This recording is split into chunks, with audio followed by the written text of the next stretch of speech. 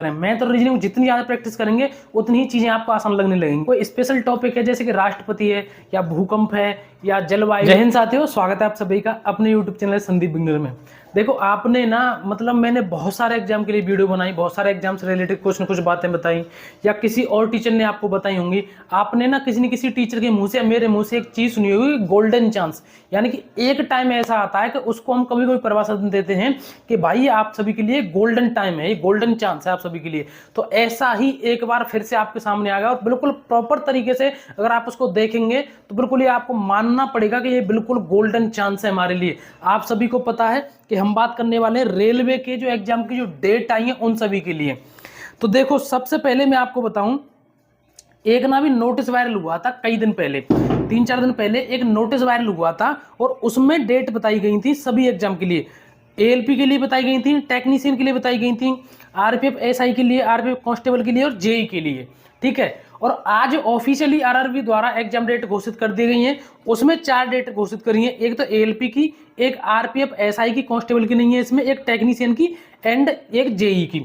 लेकिन अगर आप इस डेट को उन डेट से मैच करेंगे तो लगभग डेट मैच खा रही है। तो इससे आप अंदाजा लगा सकते हैं जिसने भी वो हरकत करी थी उस नोटिस में, यानी कि हालांकि वैसे वो फेक नोटिस लग रहा था, लेकिन किसी ने भी वो हरकत जो भी करी थी आप ये मान सकते हैं कि उसकी सीधी लिंक थी, कहीं ना कहीं से उसको पूरी जानकारी थी। तो पहले तो देखो मैं आपको बता दूं कि इसमें ये जो डेट है ना, इस डेट को अगर आप देखेंगे तो आप ये मान करके चलिए, जैसे आपको पता है ना कि इलाहाबाद में महाकुंभ लगने वाला है, उस महाकुंभ से पहले आप सभी के लिए एक महाकुंभ एग्जाम का आ गया है। और दोस्त ध्यान रखना, मैं फिर से कह रहा हूं, कुछ गोल्डन टाइम, कुछ गोल्डन चांस ऐसे आते हैं हमारे सामने कि वो फिर से शायद ही दोबारा कभी देखने को मिले।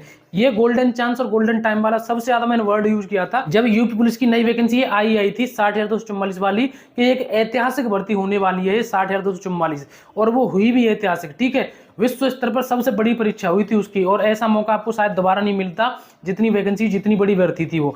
इसी तरीके से अब आप बताऊं मैं आपको कि दिसंबर के महीने में, दिसंबर के महीने में आपके पास रेलवे के 4 एग्जाम हैं। सबसे पहले तो आपका एएलपी की बात करें, जो कि आपका 25 नवंबर से लेकर के 29 नवंबर तक आपका एग्जाम चलेगा। अभी मैं आपको यही बताऊंगा कि इनकी किस तरीके से आप तैयारी करें।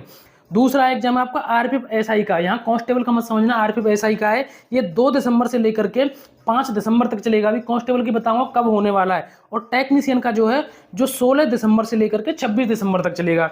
और जेई का है वो 6 दिसंबर से लेकर के 13 दिसंबर तक चलेगा, सीवीटी 1। अब मैं आपको बात बताऊं, इसको अगर उन डेट से मैच करें ना, तो देखो जो वायरल हुआ था ना नोटिस 1-2 दिन पहले, उसमें जो एलपी की डेट दे रखी है वो 25 नवंबर से 29 नवंबर तक है। इसमें सेम डेट है, वो 25 नवंबर से 29 नवंबर तक। अब इसमें आरपीएफ एसआई की बात करें तो उसमें जो एसआई की है वो 2 दिसंबर से 5 दिसंबर, इसमें 2 दिसंबर से 5 दिसंबर सेम बिल्कुल।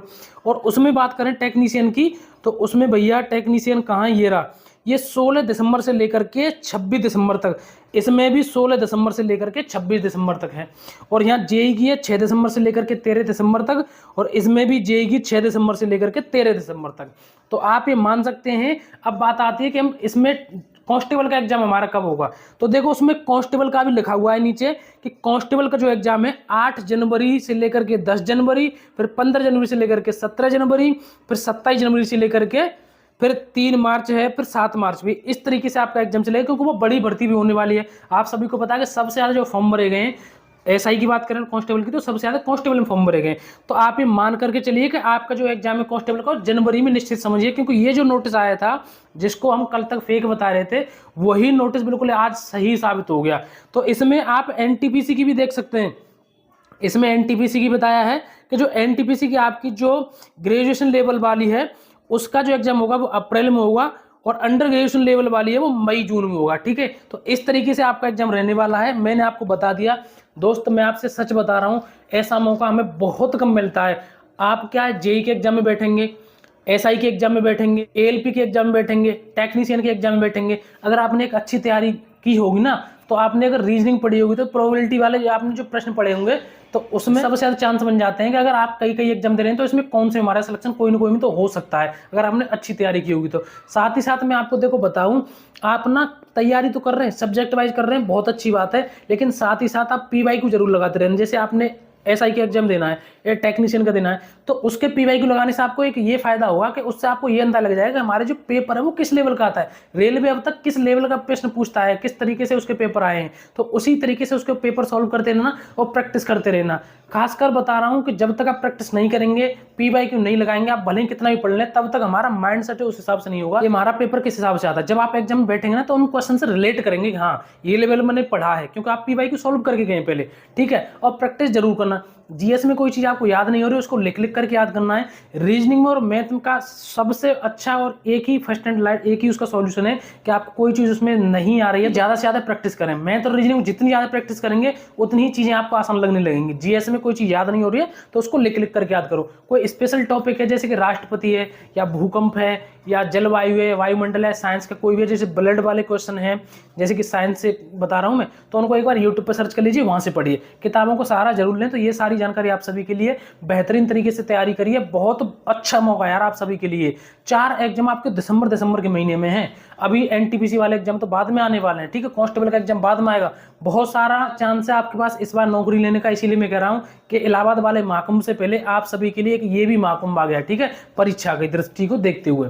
तो साथियों यही सारी जानकारी। इंस्टाग्राम पर मुझे फॉलो कर लें, वहां मुझे DM करें, उसकी जो लिंक है मैंने डिस्क्रिप्शन में दे दी है। कमेंट करके जरूर बताएं किस एग्जाम की तैयारी कर रहे हैं, आपका प्रैक्टिस सेट में कितने नंबर आ रहे हैं, ठीक है। और अच्छे तरीके से तैयारी करें। और भी कोई अपडेट होगी मैं आपको टाइम से बता दूंगा। वीडियो को एक बार लाइक जरूर कर दें। मिलेंगे नेक्स्ट वीडियो में। जय हिंद, नमस्कार, राम राम।